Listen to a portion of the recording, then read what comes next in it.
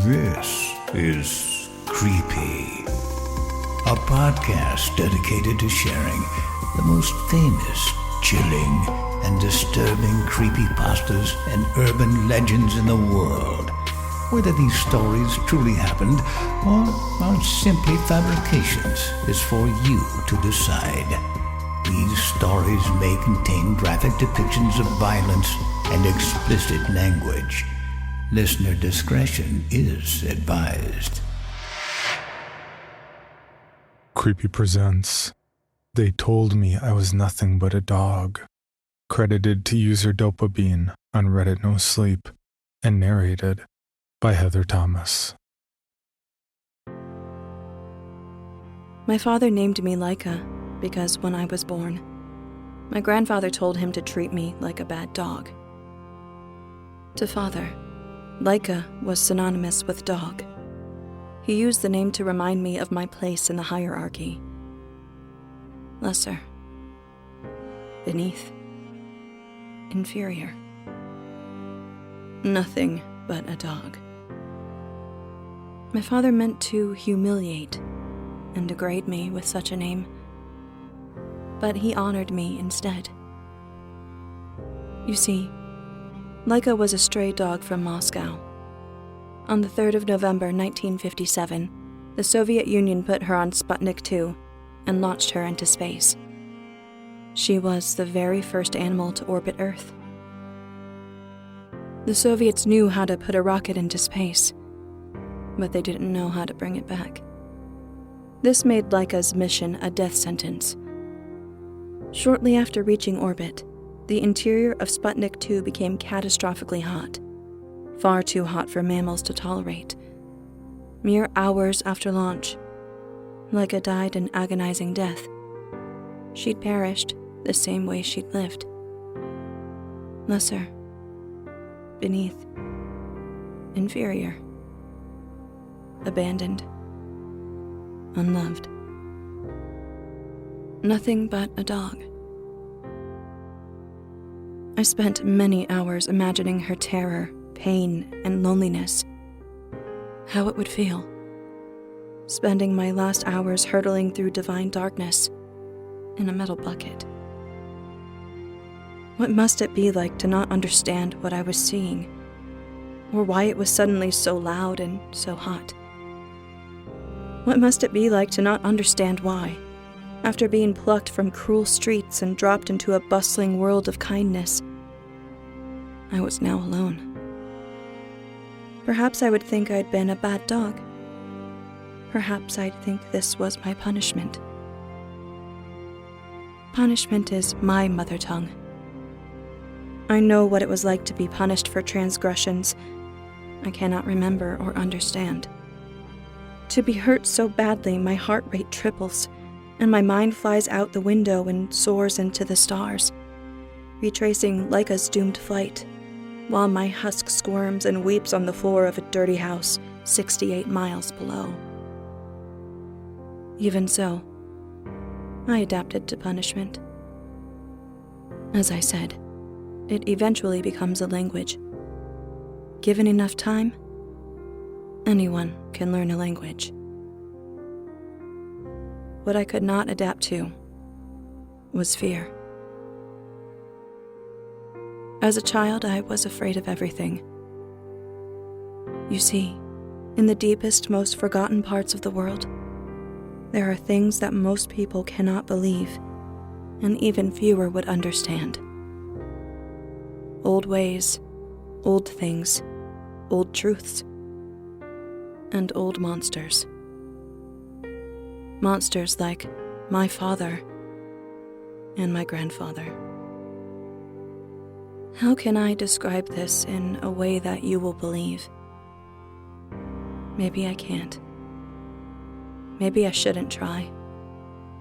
So instead, I will describe my grandfather. He was called Pavel. By the time I turned 9, he had gone through 6 bodies. By this I mean he inhabited them, using a variant of blood magic perfected by my forebears across many centuries. He leapt from body to body. He was not a spirit, He had a corporeal body of his own, a twisted, monstrous thing, covered in scars and hard, glittering skin. A body that could shrink to the size of a garden snake or expand to the size of a house. But for all its marvels, this body was weak. Sunlight burnt its eyes and blistered its flesh, so it entered other bodies, like a hand inside a puppet, and wore them until they rotted away. I will never forget the sight of him, of many hymns, in different bodies as flesh degraded and fell away in wet, discolored strings, or the way his eyes, hard, round yellow eyes, glinted deep within their stolen sockets. Grandfather preferred the bodies of men, but sometimes chose women or children. Once he even wore the body of my mother. I was very young then, perhaps 3, and the sight of her familiar form, standing before the fire, sent me into such transports of joy that I bawled from sheer ecstasy. Then she turned around, and in her bruised sockets I saw my grandfather's eyes, flat, glittering yellow, like rotted gold. I reared back, screaming. My father, who had been stroking a pair of old baby shoes, looked at me with contempt so deep it scorched my heart. "Shut up, dog." I cringed. This was a mistake. His contempt exploded into disgust. He shot out of his chair and stomped upon me.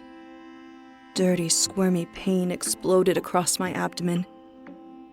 I hobbled away, whimpering, and hid under the stairs. I lay there alone for many hours. Eventually, my mind left my body and soared into the sky, a reverse dive into a sea of stars. I drifted away, dreaming of diamond-colored constellations and red nebulae. At my side was a curly-tailed dog with a striped face. My namesake, Laika. When I woke, I felt her, furry and warm, chest rising and falling under my hand. I opened my eyes. For an instant I saw her in the shadows.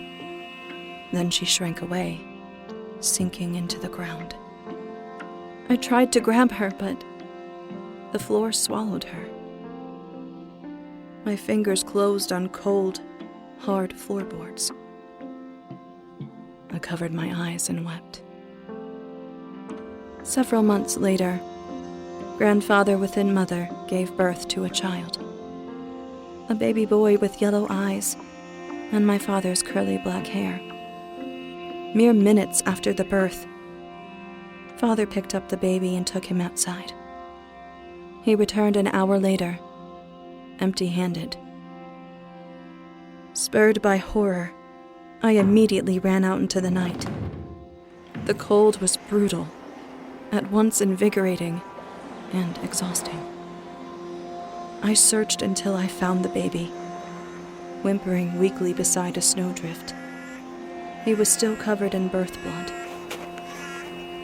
I named him Alexander and brought him home.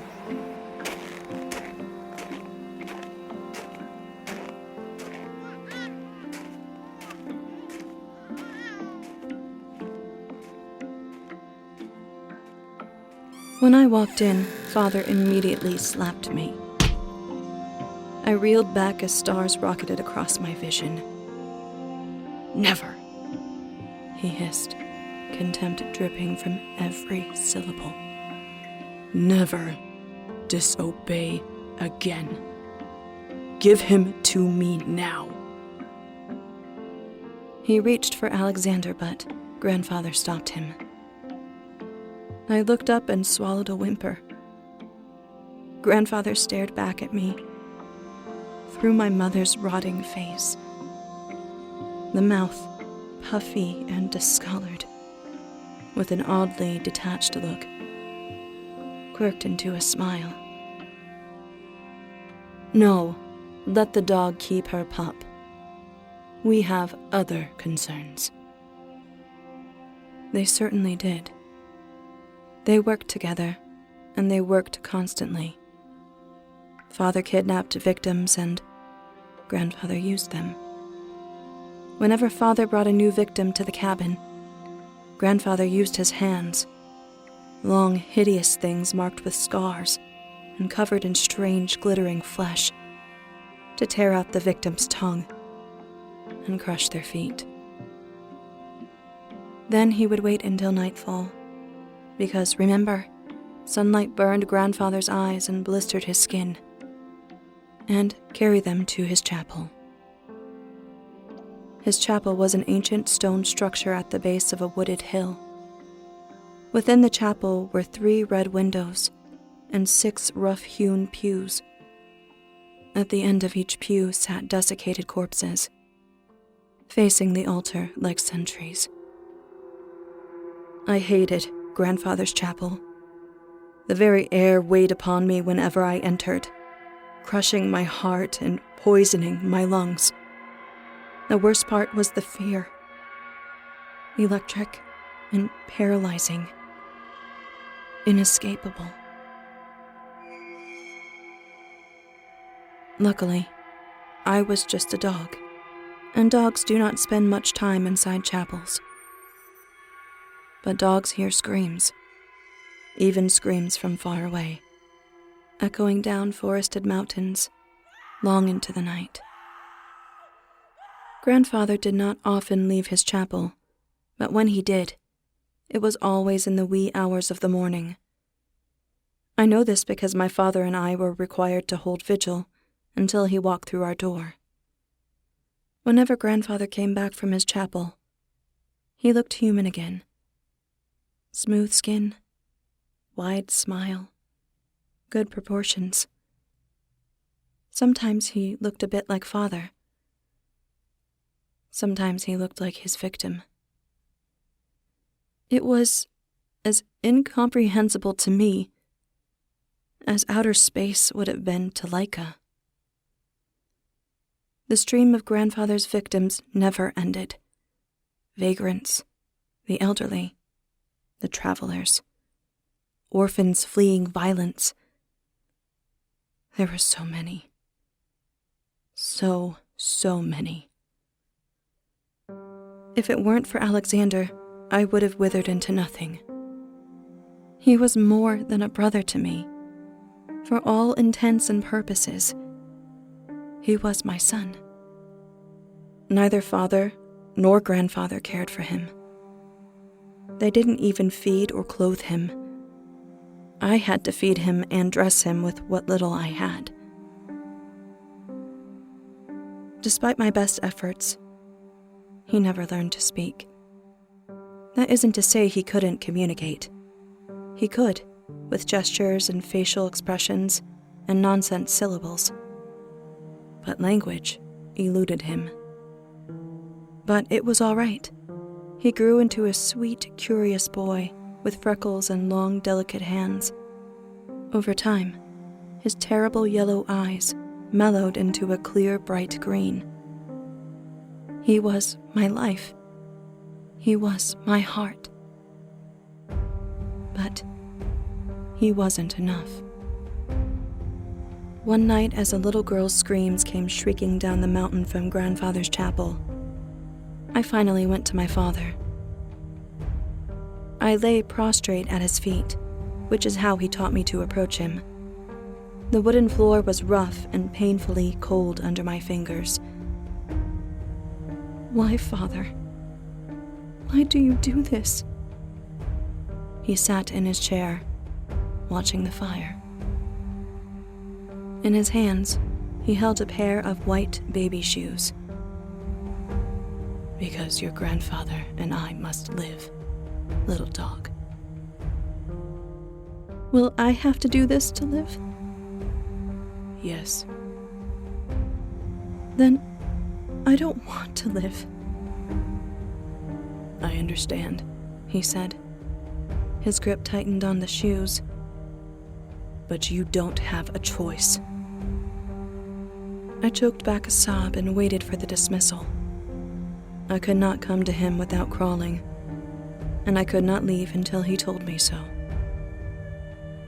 Instead, he said, "Stand up, Laika." Hearing my name was like being doused in ice water. He never used it. By that point, in fact, I'd almost forgotten I'd had a name.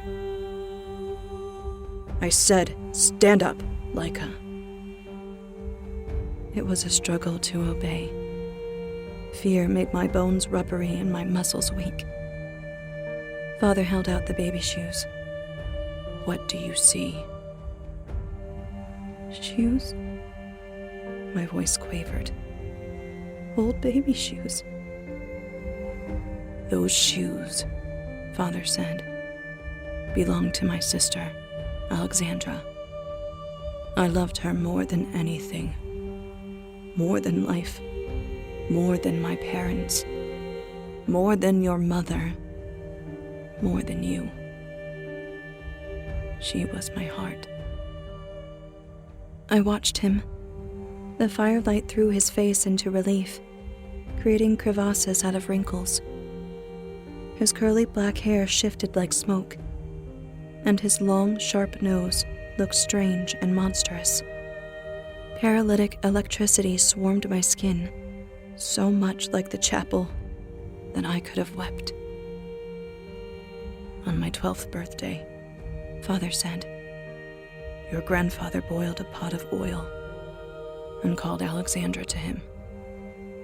She and I were going to pick wildflowers later, so she was dressed in her finest clothes, a blue dress and white shoes. These shoes." Father did not speak for a very long while. "She was my heart," he finally repeated. "When my heart broke, I broke. It made me like grandfather. Someday, I will be just like him. I will live forever. You will too."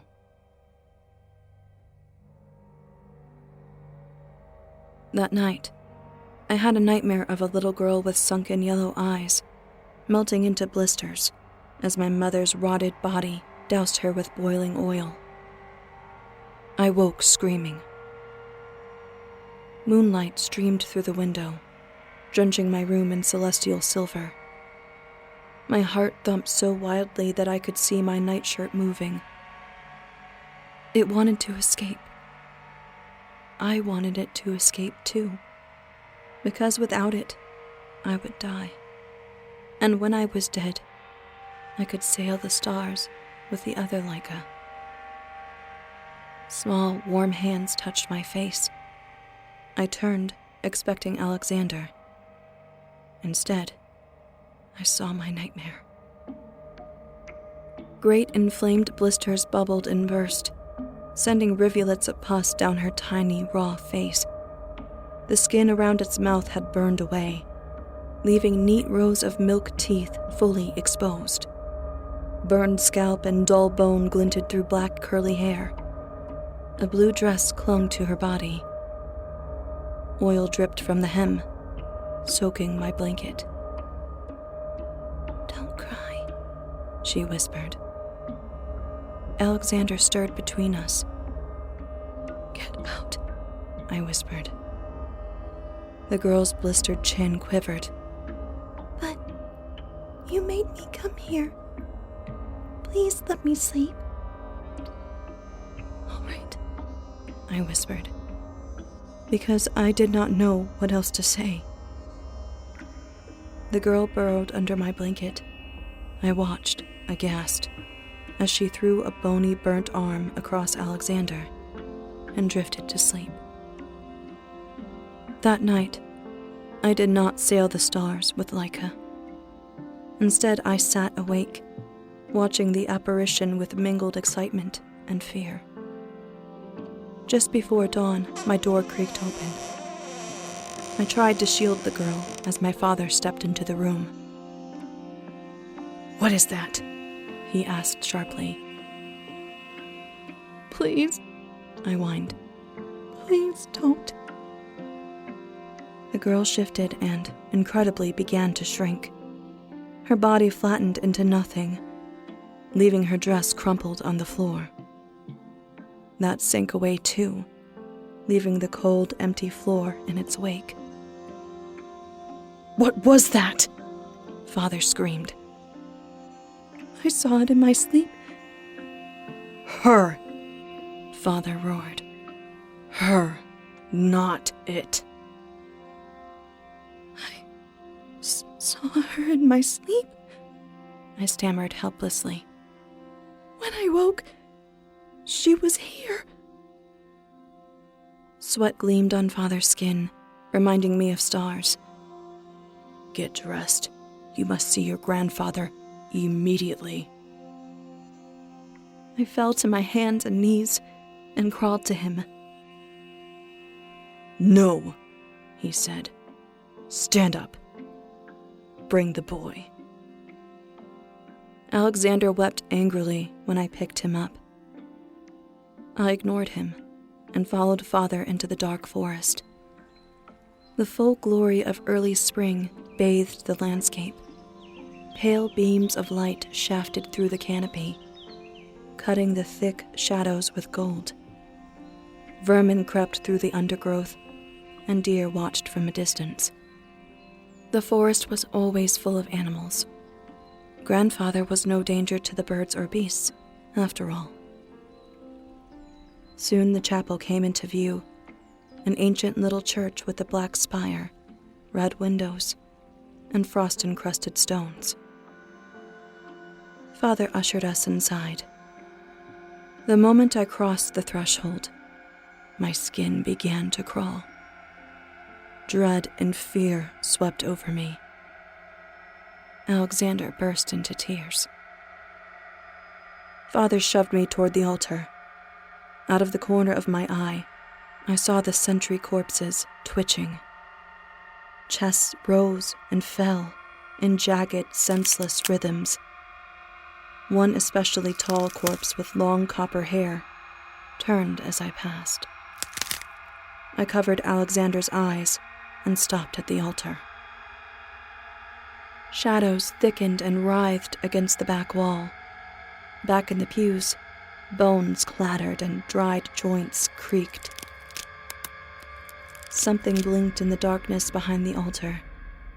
Great, flat eyes, like golden moons, shining in the cold shadows. Grandfather.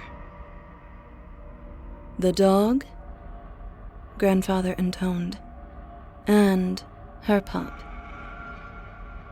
He snarled. A deep, bone-shaking rumble like that of a tiger. Teeth glinted in the shadows. A shining ivory arc wider than Father's entire head. "Paval," Father said urgently. "She had a nightmare. When she woke, it followed her out of the dream. It came alive. I saw it." "Oh?" Grandfather murmured. "Oh. Our little dog has a talent after all," said Father. "All good and well," said Grandfather. "If she loves her pup. Do you love your pup, dog?" He reared up from the shadows, twisted and sinewy, and utterly inhuman. "Do you love him? Or do you feel obligated to him?" I opened my mouth to answer. Instead, I burst into tears. Grandfather laughed, a low roar that shook from the rafters overhead.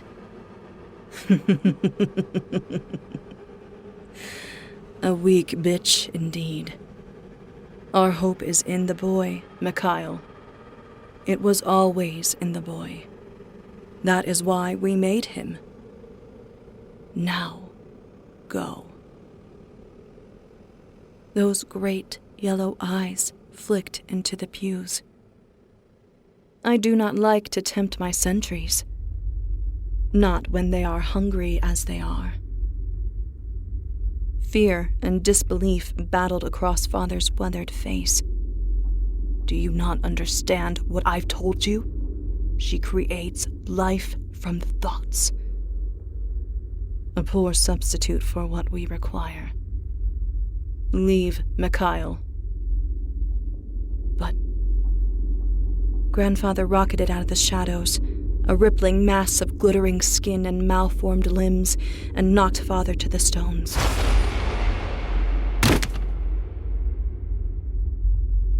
The corpse sentries uttered a deep sigh and continued to twitch.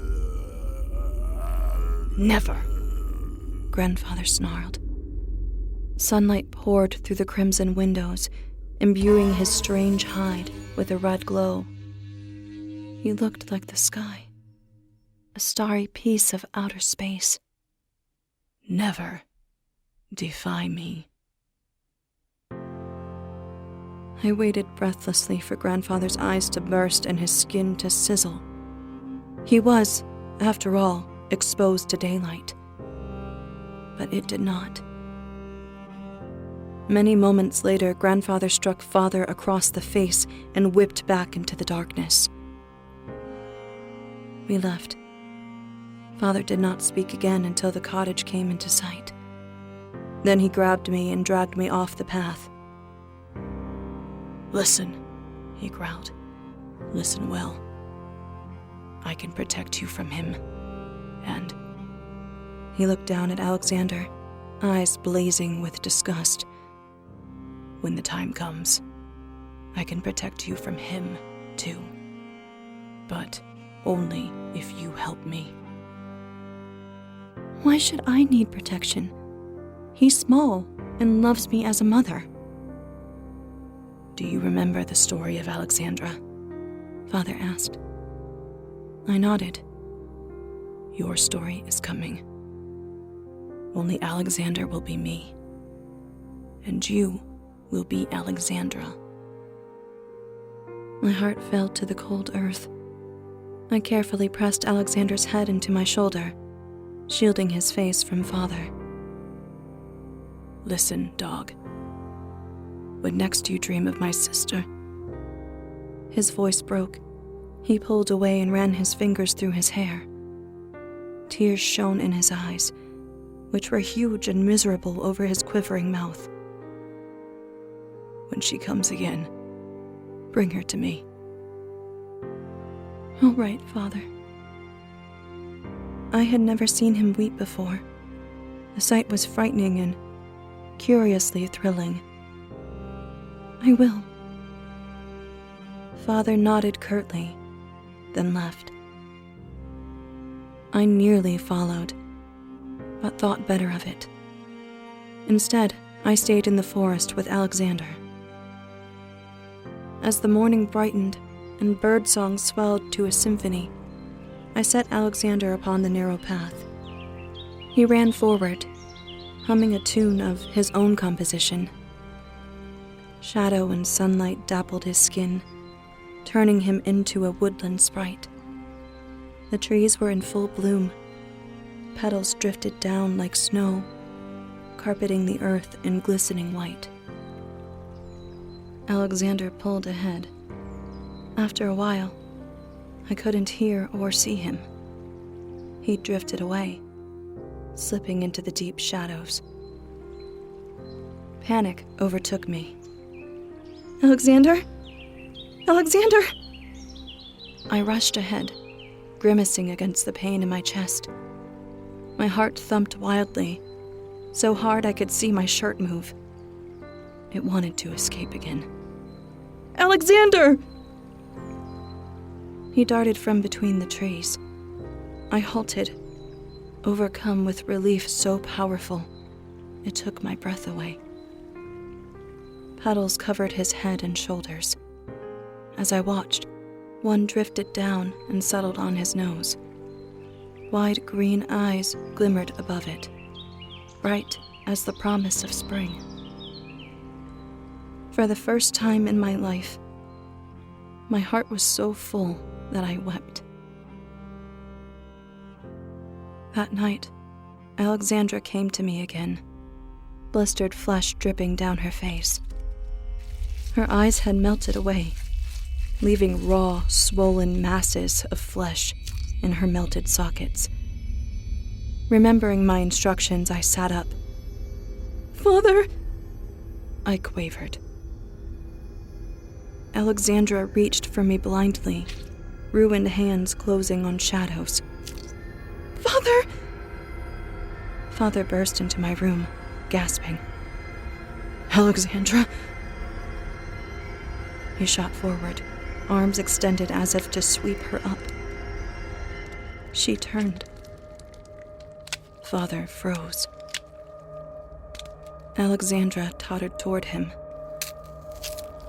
"Mikhail," she whined. "Mikhail, my eyes hurt." Father collapsed and covered his eyes as Alexandra approached. She left a trail of pus and oil, shining like a tiny river in the moonlight. "Mikhail, my hands hurt." Father wheezed miserably. "Mikhail, my skin is on fire and drips away." She stopped before him and crouched. Father whimpered and whined like a beaten dog, twisting away from her hands. She set her small hand on his cheek. Father squalled and writhed, but couldn't break away from her. "Mikhail," she wept. "You are just like him now." She jerked and began to shrink, to sink, disappearing into the floor. The moment her hand fell away, Father leapt to his feet and ran. After that, he did not ask to see Alexandra. This is good, because I did not see her in my dreams after that. I only saw Laika. I spent most nights drifting among the stars with that dear, doomed dog at my side. Imagined or not, the sights were glorious. Incomprehensibly beautiful star formations, planets, great multicolored expanses of celestial mists. Sometimes I woke bleary and incoherent, and felt her fur against my skin. But by the time I opened my eyes, there was nothing. One winter morning, I woke very early. My stomach growled immediately, and no wonder. Father hadn't fed me for days.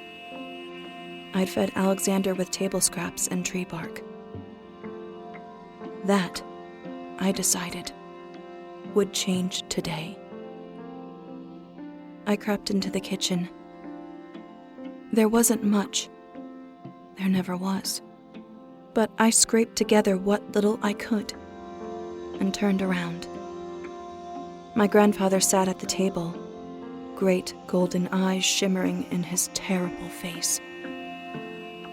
"Little bitch, what have you done to your father? He no longer hunts. He no longer eats. He no longer obeys." I felt like I was back in his chapel, crushed by darkness, heavy with dread, on the verge of panic.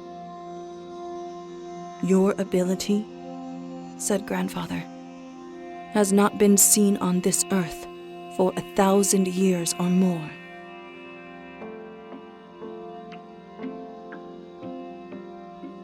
Of course, the ability wasn't of Earth. I'd no doubt come across it while sailing through space and breathing stardust. It's just nightmares. "No. You take the dark things of the world, the fear, the hate, the pain, and channel them into physical form. And that is just the beginning. you will be able to do anything. You will make bodies, permanent, perfect bodies for me and for you." The relish in his voice made me sick. He said, "Our women have always been weak and talentless. I thought the same of you, little bitch." Tears pricked my eyes, and my bones thrummed as if struggling to break through flesh and run away. But it was no use. Destiny had already bloomed between my grandfather and I, heavy and foul with the promise of despair. Grandfather whispered, "Listen closely, for you will only hear this once. I was wrong." He left. I ran to the window and watched him hurtle through the trees as sunrise threatened, back to his chapel. I waited until the sun was up. Then I ran to my room, bundled Alexander in every bit of clothing I could find, and left. We followed the path for many miles. Our home was hours and hours from the nearest town. We wouldn't reach it until long past nightfall. I could only hope that Grandfather wouldn't notice our absence until the following day. It wasn't an unlikely hope. Grandfather spent most of his time in the chapel. The second this thought crossed my mind, a glittering dark shape leapt out of the trees and knocked Alexander from my arms. I caught a blur of twisted limbs and nightmarish hands, of great yellow eyes like flattened moons. Alexander screamed as a torrent of blood splattered across the snow. It sank quickly, melting like red canyons through the pristine white. Grandfather turned at me, narrow sides heaving. Then he leaned down and tore out Alexander's throat. I screamed. Birds took flight, and mammals ran through the undergrowth. The piercing note echoed off the mountains. The pain within it should have ended the world. But there was no one to hear, and no one to care. Grandfather grinned. Alexander's blood and sinews clung to his teeth. I broke. I felt it. The crushing weight of sorrow. The almost physical sensation of my spirit tearing and bleeding out into my guts. I fell to my knees and cradled Alexander's head for hours. My father finally found us around nightfall. He had a heel of bread and an oily chicken leg. He pressed them both into my hands, then left. I tore the bread into pieces and dropped them, one by one, into Alexander's mouth. When he did not wake, I burst into tears and hurled the chicken leg into the woods. The moon rose into the cruel, dark sky. Stars glimmered through the branches overhead, creating a breathtaking fractal pattern.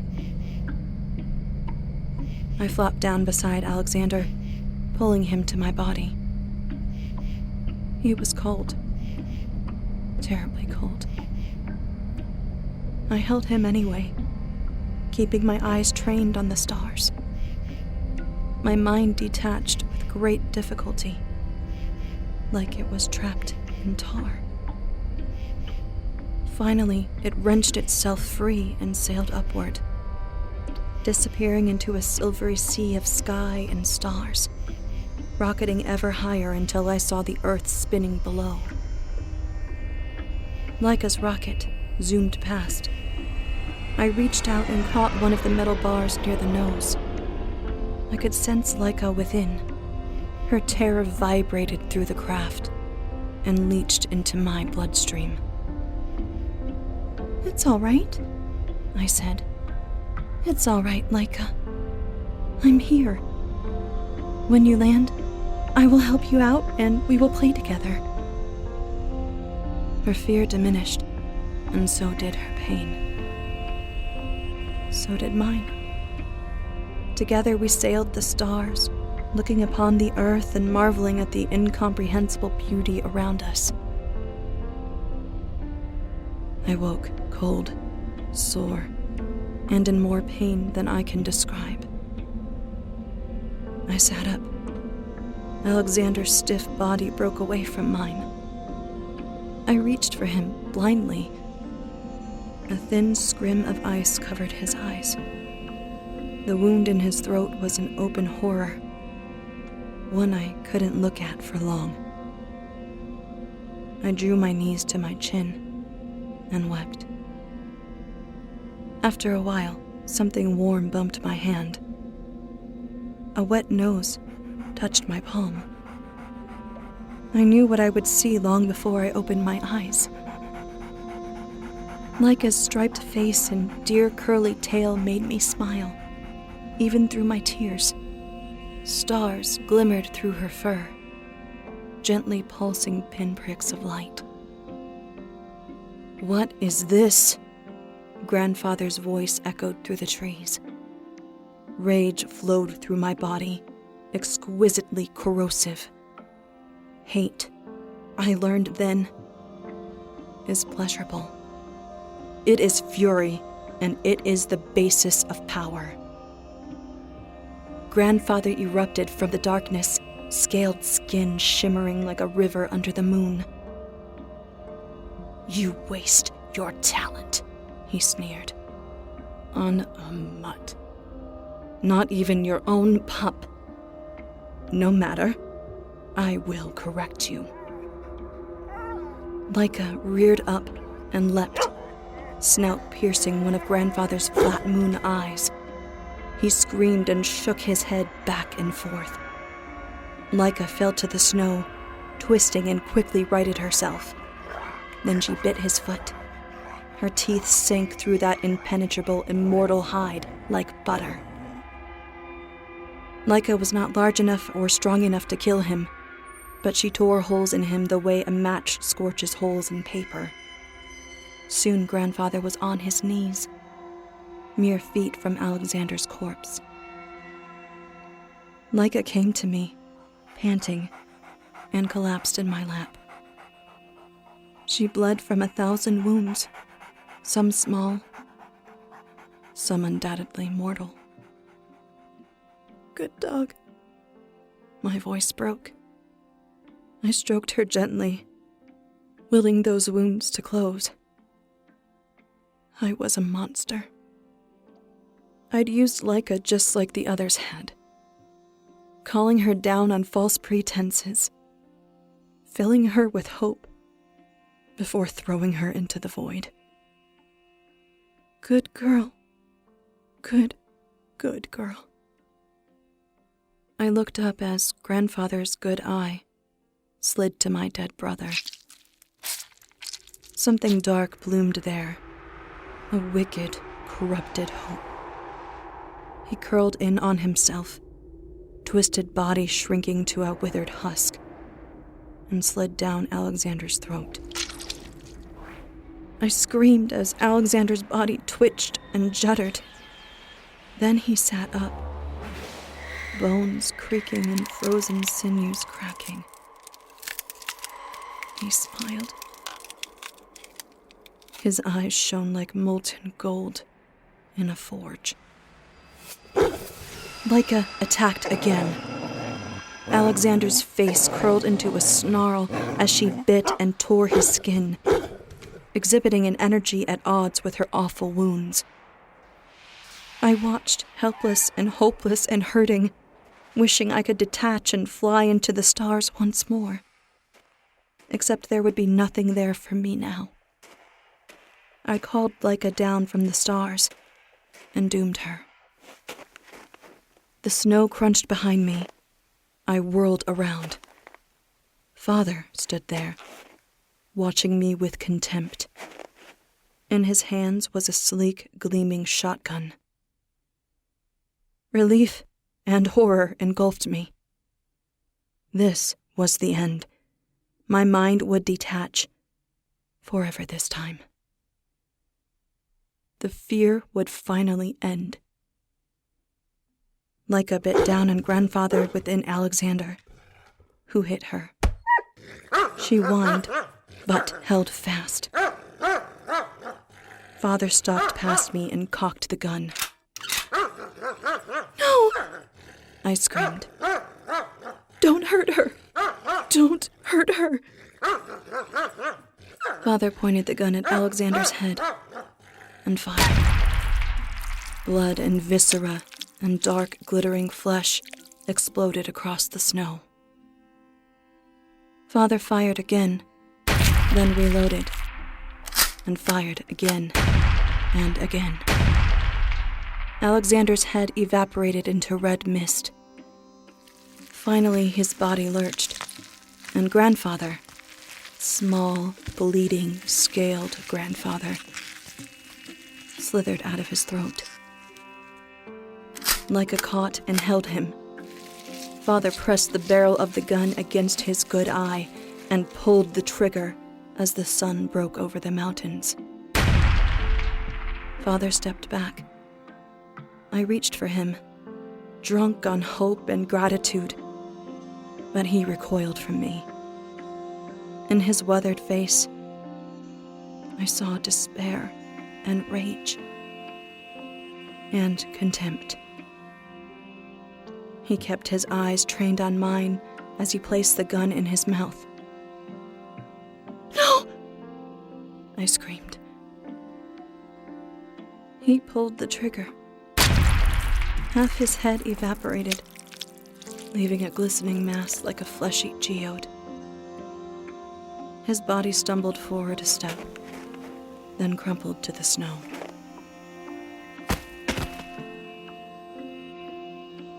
It took a very long time for the sun to burn grandfather down to dirty oil. Leica held on until the last scrap of skin melted. Then she stumbled to me and collapsed.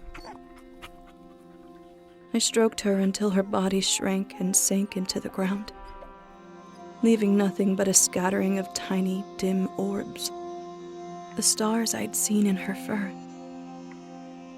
I touched one. It was pleasantly hot. I gathered them up and slipped them into my pocket. I went to Alexander's body, ravaged beyond description, broken in ways that did not seem entirely real, and sat with him until nightfall. Then I stood and walked away. And life went on. At first, I brought them back from my nightmares. Alexander, father, grandfather, even Alexandra. But I quickly taught myself to starve and eventually kill my ability. It is not a good power. It is born of rage, despair, selfishness, and fear. And I cannot tolerate fear. Besides, dogs do not have such awful powers. It is good to be a dog, because they are not necromancers. They are not monsters. They are nothing more or less than the simplest and most loving of creatures. That is why I will always be Leica, the dog.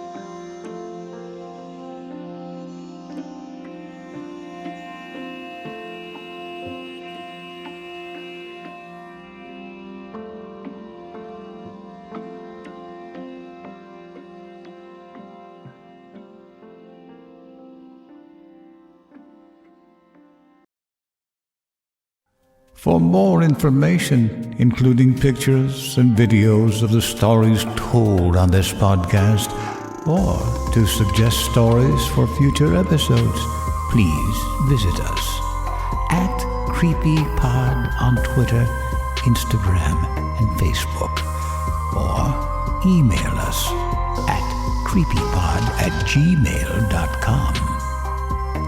All stories told on this podcast can be found at creepypastawikia.com and are protected by a Creative Commons license. Some rights reserved unless otherwise stated.